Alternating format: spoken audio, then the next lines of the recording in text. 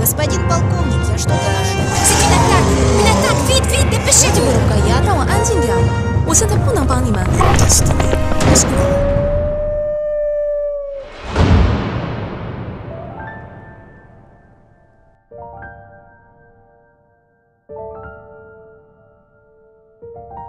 La rue du village dans laquelle Sohan, Elena et Constantin marchaient se prolongeait vers la gauche par un chemin en direction de la ferme de la famille de Constantin Miref, où était en pension Fire, le cheval de Sohan.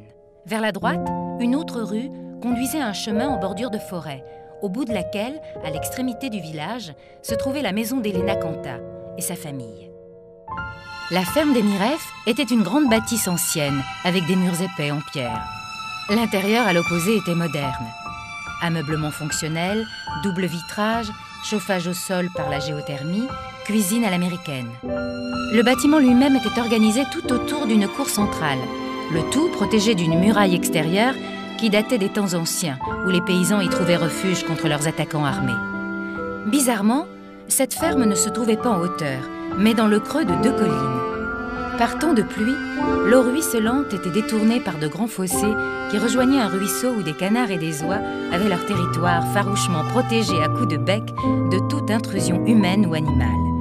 Le seul intrus autorisé était un énorme dindon, Hector, qui faisait régulièrement sa ronde sur toute l'étendue du domaine. Tel un garde champêtre, il ne manquait pas de faire savoir à chacun s'il approuvait sa présence ou non. Sa victime de prédilection était le facteur, si celui-ci avait le malheur de ne pas être celui de d'habitude. Avec l'âge, Hector devenait de moins en moins tolérant avec tout ce qui n'était pas normal, selon les critères des dindons en général, et de lui en particulier. Celui qui ne connaît pas le dindon en colère peut fanfaronner, mais croyez-moi, celui qui a affaire à Hector le jour où il est de mauvaise humeur préfère changer de sujet et ne pas en parler.